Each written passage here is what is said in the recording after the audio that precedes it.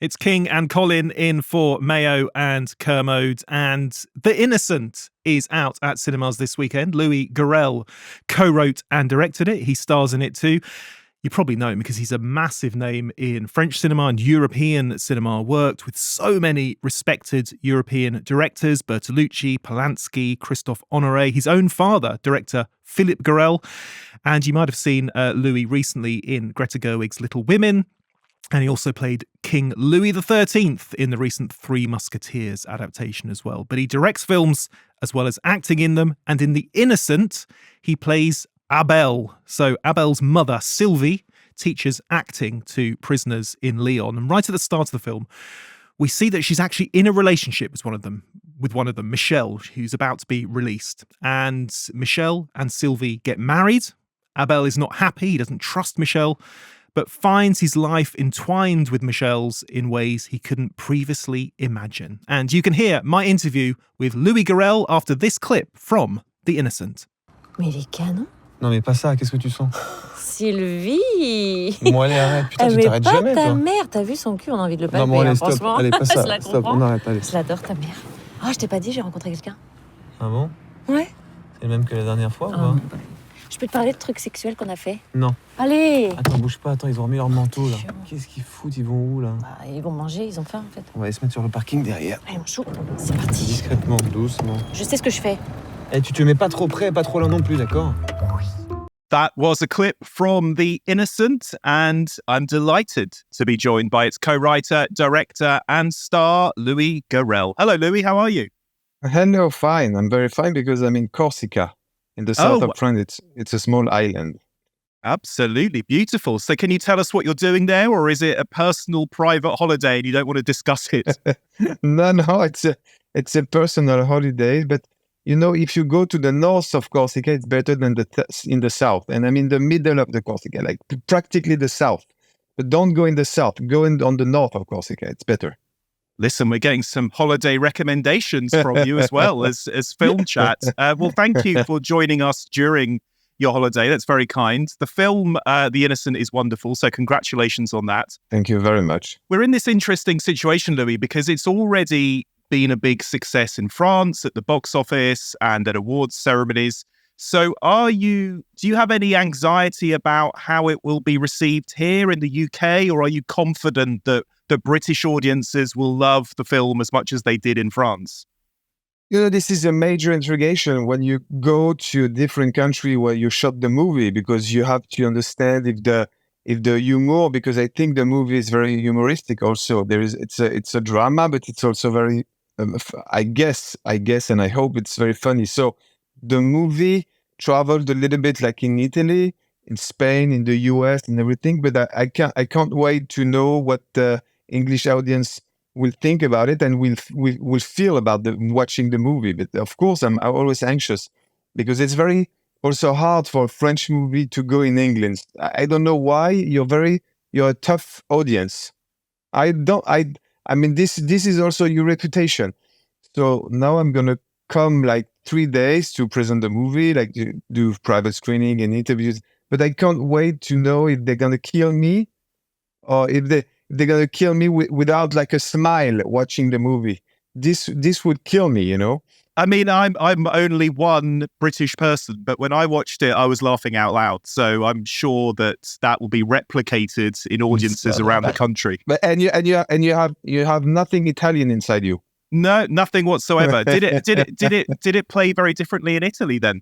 No, because I was making the movie thinking to the Italian comedies of the 60s and the 70s, you know, from Dino Risi or Monicelli, because I think there is this tone that I wanted, because the movie is partly autobiographical. You know, I started with a very private story that it happened to me when I was 18 years old, because my mother married a guy in jail, and my real mother, I mean. So this is where the movie begins, the story of the movie begins. But I didn't want to be so dramatic and tragic. So most of the movie is made with a humoristic tone, you know, like the Italian knows exactly how to present like a tragic story with point of humor all the time. You know, every 5 minutes there is a small gag or something like this. And this is how I tried to make this movie.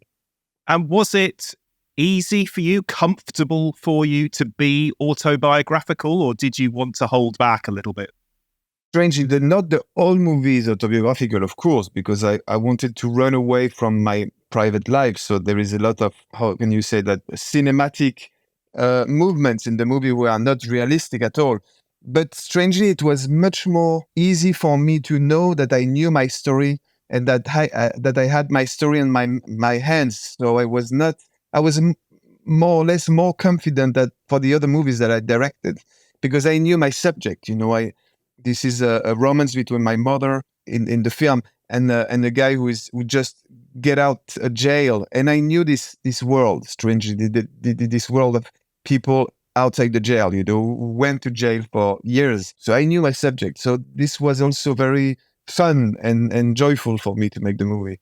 So your real mother worked with prisoners as an acting teacher. So how involved were you with that as well? Presumably you were a teenager back then, a child? Yeah, when I was 12 years old or 13 years old, people were coming out of jail and coming at my house to have dinner and everything. So of course I was very curious and it was like it was movies at home, because people, even when a guy passed like 10 years in jail, he still have this kind of legendary the stories that he loves to tell, and even they love to say lies and everything to appear as heroes, So I was like this at home. They were full of even women in jail, because my mother went in jail for and teaching for women. So I had this chance, I can say now, to cross these different worlds in my youngness. But the day I realized that my mother fell in love with a guy in jail, I was very anxious because I didn't know the guy, and I couldn't go to the wedding because I was 17 years old, and when you are not 18, you can't go to a jail, apart if you do a robbery. But I couldn't go to the wedding, so I met my stepfather 1 year after the wedding when he went out to jail, But actually, he was a very nice guy, full of, I don't know what. He was telling me stuff that I didn't exactly know if it was real or he invented everything, but I loved him. And how was your real mum? How was she when you told her you wanted to write this movie, when you wanted to make a movie that was partly autobiographical? She's also a director, and sometimes, she get inspiration with real life. So we were like in a normal situation. Doing a movie with autobiographical experiences, but it's better. But after, when she was watching the film at Cannes, at the Cannes Film Festival, because the movie was the premiere of the movie was projected for the birthday of the festival. So in the movie theater was full of legendary directors like David Cronenberg and Guillermo del Toro and Jacques Audiard, and everyone was there. So it was like a real panic, because if the movie was a failure, it was like an international failure. But then my mother was there, and she was seeing the movie for the very first time. So I was much more panicked by my mother's presence. And then finally, after the movie, she told me, but did you suffer like this? I said, no, just a movie. She said, okay. But we never talked about the movie so much, but she just told me that she saw it like 7 times with friends. I think she was pretty proud of the film, because she loves to laugh. I mean, she teaches me her sense of humor, and the movie is full, I hope, of sense of humor. So I could hear her like laughing during the screening, and it was very. I think it was a very moving moment. And when you have a family like yours who are so deeply entrenched in filmmaking, your father as well, and your sisters working in the movies, and you grew up around it, did you ever have any other careers in mind aside from acting and directing? No, I wanted to be a doctor. Actually, a chirurgeon. I don't know the name in English. A chirurgien, a guy who was surgery for her heart. What is the name? Yeah, but then I realized a heart surgeon. A heart surgeon. But then I realized that I had so many panic attacks, and my hands were shaking. They were shaking all the time, so I couldn't do that. So I said, okay, I'm going to follow because my grandfather actually was an actor, a very good actor. And then I told him when I was 15 that I wanted to become an actor, and he said to me, "This is not like a real job. So if you want to do that job, you have to do like a drama school, the National Drama School. So prepare yourself to do the competition of the National Drama School." And this is what I did. It's an interesting thing that in The Innocent, which isn't the first film you've directed, but all the films that you've directed and which you've starred in, you play a character called Abel, as we'd say in English. So tell me about using that name and who you think Abel is. Is he the same guy in all the films or different, or how does it work? No, I know that the play, when you are directing a movie and playing in it, it's a bit of confusion for the audience. I mean, people who knows me as an actor, and they know that I'm the director, but also the actor of the film. So every time I named myself Abel, maybe to have this clear that this is my avatar. Maybe this is my avatar, and also to pay an homage maybe to Nanni Moretti, something like this, who I think he named every character Michele in his films, you know. So maybe I wanted to imitate Nanni Moretti doing this, but there is no specific explanations about the fact that I'm named myself Abel, but I think it's easier for the audience. And also, to be honest, also for me, because if I was named myself Jean-Jacques, Arthur, Thomas, a different name each time, it would be much more difficult to remember that this is my name. So this is why. Yeah, if you only have one name, then it's difficult to forget. Exactly. Tell me about filming in Lyon, because Lyon plays a very big part in the movie. Of course, looking into Lyon and researching Lyon as a city, it's actually where the Lumiere brothers Started. pretty much invented cinema. So it's a very cinematic city. Why did you want to film there? Because the 3 movies that I directed was in Paris. I shot them in Paris, and then I wanted to change a little bit, and I wanted to feel free from filming Paris, because every time that I was filming Paris, I was searching places that were shot actually by other directors. And then I decided to shoot in Lyon because I don't know that city and I could act as a tourist. Even if I was shooting in the most touristic place, it was better for the film because actually they are much more cinematic and cinematographic, and I wasn't ashamed to film the most touristic place in Lyon. So I was much more free than if I was shooting the film in Paris. And also because I was happy to discover a different city. Like, you know, Woody Allen, when he's shooting in various places in Europe, you know, you can see that he shoots as a tourist. And even like in James Bond, you know, and they are shooting in Paris, they shoot close to the Eiffel Tower. So they're not ashamed to close to the Eiffel Tower because everyone knows the Eiffel Tower, and it's also fun to have the Eiffel Tower in the movie.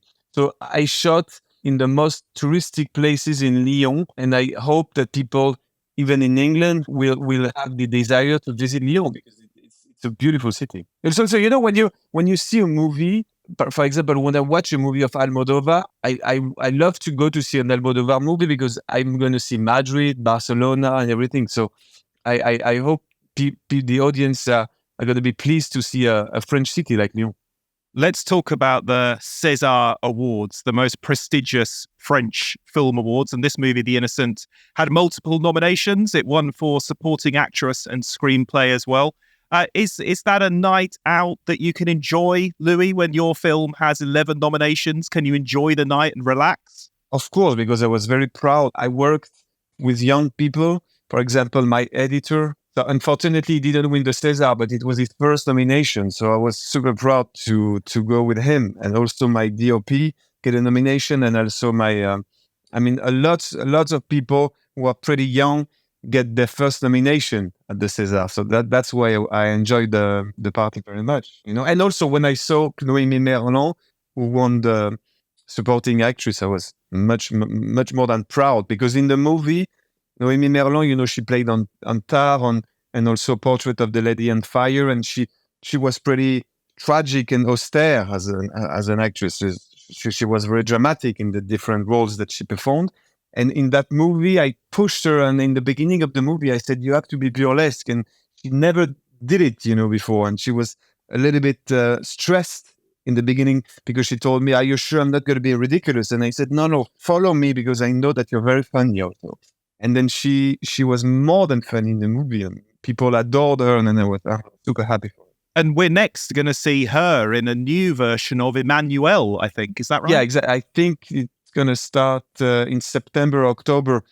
It depends on the strike. And we first saw you over here in the UK. It's 20 years ago now, Louis, in Bernardo Bertolucci's The Dreamers, alongside Ava Green and Michael Pitt. Certainly a film when it came out 20 years ago that caused quite a lot of discussion, but ultimately a wonderful love story to French cinema, French New Wave cinema. What are your memories 20 years later of making that movie, the first time we saw you? It's very strange because the movie had a great success pretty all around the world. I mean, today I can see young people who in the streets, they stop me and say, I love The Dreamers, and they're 20 years old right now. So, but not in France. It's very strange. I mean, the movie was telling the story of May 68 in Paris and everything, but the French people didn't see that film in Italy, in Iran. For example, I can see Iranian people on the streets who know the movie, even if the film is prohibited in Iran. It's very strange because I was pretty virgin. I was cinematographically virgin. And it was my first experience on movie, and it was with Bernardo and Eva. It was like a dream. I remember the tragic moment was the last day. I remember Bernardo Bertolucci said, the dream is over, for the last scene, the last day of the film. And I started to cry because then I realized that it was just a movie. But I felt at that time that it was real. I don't know. I felt that I was very friend with Michael Pitt and also Eva and the DOP, everyone. It was a fantastic shooting. Louis, it's been an absolute pleasure. The Innocent is out in the UK on Friday for everyone to see, and it's just wonderful. So thank you so much for joining us. Thank you very much to invite me. Thank you. Louis Garrel talking about his new film, The Innocent, and here's Robbie Collin with his thoughts. Yeah, what a lovely interview. I have to say, I was stunned to hear that this was an autobiographical story, because to me, watching it, it felt like the whole thing had spiraled out from one excellent but very constructed idea, which is this, I suppose you'd say it's the film's central act, which is that you have two people with no acting experience whatsoever. This is within the world of the story. Of course, Naomi Merlon and Louis Garrel have got lots of acting experience, but their characters have none. And they have to perform a convincing distraction during a truck heist. Now, I don't think it's spoilery at all to delve into this. I think we're allowed to say what they have to pull out. So basically, once Roche Dizem's Michel integrates himself into Abel's family life, he helps Abel's mother set up a florist. But in order to secure the premises for this florist, he has to get into some slightly dodgy dealings with organized crime. And one of these, the central thing in the film is that he has to pull off a caviar heist. Now, stealing haute cuisine has to be the most French premise for a stick-up film imaginable. But this is what he has to do. While this truck delivering fine seafood is parked at a service station and the driver is in having his very, very French service station meal involving steak frites and île flottante, which is a cut above the KFC that we stop for, Michel has to then suddenly unclipper the back of the lorry and remove the caviar cases and make his escape. And in order to detain the driver in the truck stop for long enough for this to occur, Abel and Clémence, who's played by Naomi Merlon, have to stage this very elaborate lover's tiff that the truck driver is going to be become entranced with. And as Michel says, you need to give him things that aren't in his life. You need to give him a bit of sex, you need to give him a bit of violence, a bit of drama. This is going to completely captivate him. And I suppose it didn't strike me at all, but the fact that this is in Lyon and they're putting on this kind of first performance ever, there's a kind of a weird synergy there with the Lumiere kickstarting of cinema thing. Anyway, this entire sequence is so well done. I mean, even from the rehearsal scene that precedes it is hysterical when they're trying to work out how to improv with each other. And it turns out Michel himself, because he does the workshops or had done the workshops in prison when he met Sylvie, is this incredibly accomplished actor and a real natural. And there's a lot of great humour that springs from the two of them not really ever fully understanding when he's pretending and when he isn't pretending. And then when the scene itself kicks off and they have to give this performance, they really convincingly play people who can't act, but then that they warm to the task while they're doing it, and also in the process each other. They're not lovers, they're colleagues initially. They both work at the same aquarium, which is such a great kind of off-the-wall location choice. And goodness, Garrel absolutely milks it for all the visual loveliness that can provide. You have scenes where there's fish swimming around and sharks and things. And it's all very well handled. But anyway, you have this this great, gripping, funny centerpiece. And beyond that, it felt to me like the rest of the film had been built as a kind of a scaffold to hold this thing up. That's why it really surprised me to hear that actually the truthful bit, the bit that this sprang from, is the idea of the mum marrying the man in prison and then him coming out and the son having to reconcile to this. Because all of that, natural true life stuff feels like it was confected in order to hold up the bit that was invented, which to me felt like the first idea. Now, look, I think that, as I say, the performances in this of people who can't act are wonderful. I think Noémie Merlan, it doesn't surprise me whatsoever that she won the César. She's so good in this. And as Louis said in the interview, we've seen her play intense in Tar, Portrait of a Lady on Fire, Paris 13th Districts as well. These really kind of soul-scouring roles. And to see her play girl next door guilelessness in the first place, it really threw me. And then when she kind of discovers her own acting expertise deep within during the truck heist sequence, it's incredibly satisfying. So look, I will say that I think the good stuff in the middle, absolutely, this film is worth watching for that alone. Some of the surrounding stuff, maybe a little bit boff, to coin a French term. That's not a French term I've heard since school French. Exactly. I think that's the word we all love to use in school French lessons. Right? I had that written on a piece of work once in red pen. But yes, look, this is not a remotely equivalent. I'm not writing red pen all over The Innocent. I think it's a really decent film. But what surprises me is how much the made up bit felt like the real reason to make it, and the real reason to make it felt like the made up bit. And a lovely use of 80s Europop, French pop on the soundtrack. I mean, I had the old Shazam out the phrase I never thought I'd use, to check what these songs were. I mean, not songs I knew, but by performers like Gerard Blanc and Herbert Leonard and Catherine Lara, these wonderful kind of evocative 80s French pop songs. So that is The Innocent. Robbie, it's going to be time for the ads in a minute or two. But first, do you want to join me in the laughter lift? Not really, but I suppose we better. Hey, Robbie. Hey, James. Time to test your knowledge of charismatic megafauna. Bring it. What's the difference between an Indian and an African elephant?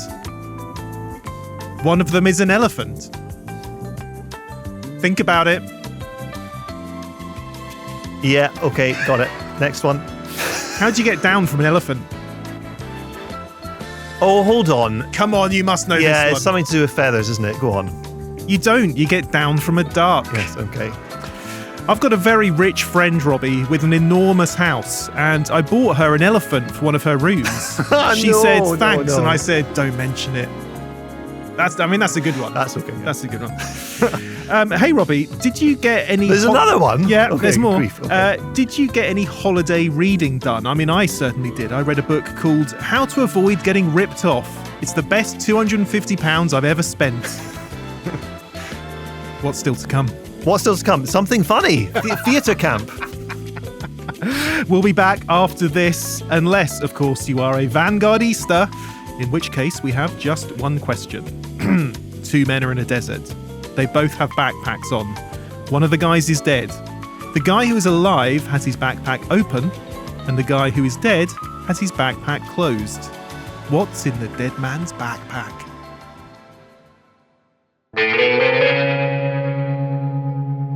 And the answer is, of course, a parachute. Bleak. But very bleak. Very bleak. This will cheer you up. This is an email from Will in Thurrock. Hi, Mark. We're lucky.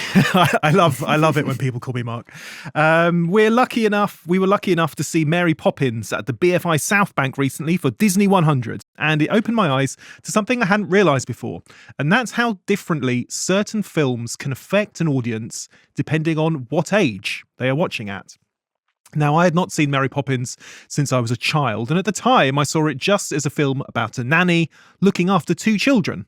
But it's so much more than that. I realised it's ultimately about a father neglecting his family in favour of his work, but thanks to Bert's words during the Man Has Dreams segment, he comes to the realisation that whilst you can always make money, The quality time you have with your children when they're small is something you'll never get back. It was great to see Mary Poppins on the big screen with a fantastic audience who all laughed and cheered and then clapped as the film finished. One of my favourite cinema experiences, and one I recommend seeing if you can before it leaves the BFI at the end of August. Love the show, from Will in Thurrock. Thank you, Will. I mean, that's Saving Mr. Banks, isn't it? That's Absolutely. kind of what that movie, if you haven't seen it, Will, I absolutely recommend it. That's kind of what that movie is about. Thank you for that one, Will. Let's talk about Theatre Camp.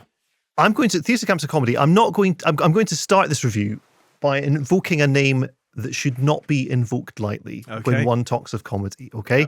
That name is Christopher Guest. Okay, right, yeah. Now, big dog. I know, big dog, big claim. Yeah. Can this film be mentioned in the same breath as the Christopher Guest mockumentaries? I think Theatre Camp can. Okay, so like the Christopher Guest films, so Waiting for Guffman, Best in Show, A Mighty Wind, this is a mockumentary, and the idea behind it is that the filmmakers have, or the pretext behind the making of the real Theatre Camp film, is that the documentary filmmakers have decided to profile a woman called Joan Rubinsky, who's played by Amy Starris, and she's this New York Theatreland worthy who founded and has been running for years and years and years this summer camp in upstate New York for drama-crazy kids. However, one day into the filming of the documentary, Joan is at a high school production of Bye Bye Birdie, and because of excessive use of a strobe light, has a fit and falls into a coma. And the crew, rather than calling off the shoot, they decide to keep filming to see how this year's edition of the theatre camp manages to cope in her absence. And the answer is appallingly. Although it's not ever particularly clear if things would have been much smoother had she been around. Here's a clip of the campers in action. Most pressing matters are in the main stage. Right now, the cyclorama is buckling. It needs to be re-anchored. We're going to need to prioritize the remaining equipment for the musicals, which means the straight plays are going to have to be acoustic, which is actually how they do it on Broadway. Could I just cut you off real quick? It seems like you got a pretty good handle on this, yeah. So I'm just going to take understanding, a word you're saying, off my list and let you take it from here, brother. Okay. Quick question, though. What's a straight play? There are musicals and then there are straight plays. So then what would be a gay play? I guess a musical. Oh, cool. So the guy asking the questions there is Joan's son, Troy, played by Jimmy Tatro, who's a business vlogger, i.e. Unemployed. And he sort of drafts himself in to oversee how this camp is being run in his mother's absence. But he's not actually one of the teachers there. So the two of the main teachers that this focuses on are played by Ben Platt and Molly Gordon. Molly Gordon's one of the co-directors of the film with Nick Lieberman. And also the two of them wrote the film with Lieberman. And they play Amos and Rebecca Diane, who are two coaches. They grew up attending the camp every summer as kids. And then at some point in early adulthood, they just slipped across the parent-teacher, the pupil-teacher divide here. And they're obviously heartbroken by Joan's condition. And they decide that this year, the big summer production at the camp is going to be a musical tribute to her life and achievements called Joan Still. So they set about writing and rehearsing this with the kids, while Troy is buzzing around on the sidelines, trying not to let the entire place sink to its knees, which is proving increasingly difficult because the camp next door, which is this incredibly well-financed, well-run thing that's backed by this big investment consortium, among whom I think one of the investors is played by Patty Harrison, who starts patrolling around the theatre camp to kind of see if this is land that they can possibly buy up. So the future of the entire enterprise, while Joan is in her coma, feels at stake. Now, I will say I have not laughed so much in the cinema. At first, I was kind of thinking, well, for months. Honestly, since the pandemic ended, I thought this film was hysterically funny.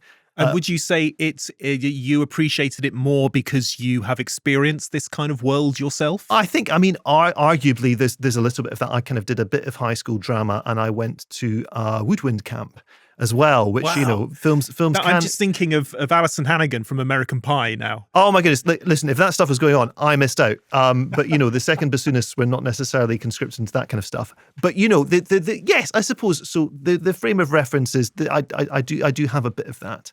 But I was never a kind of a big stage school drama kid, with aspirations of appearing in the West End and who could belt out Sondheim on command.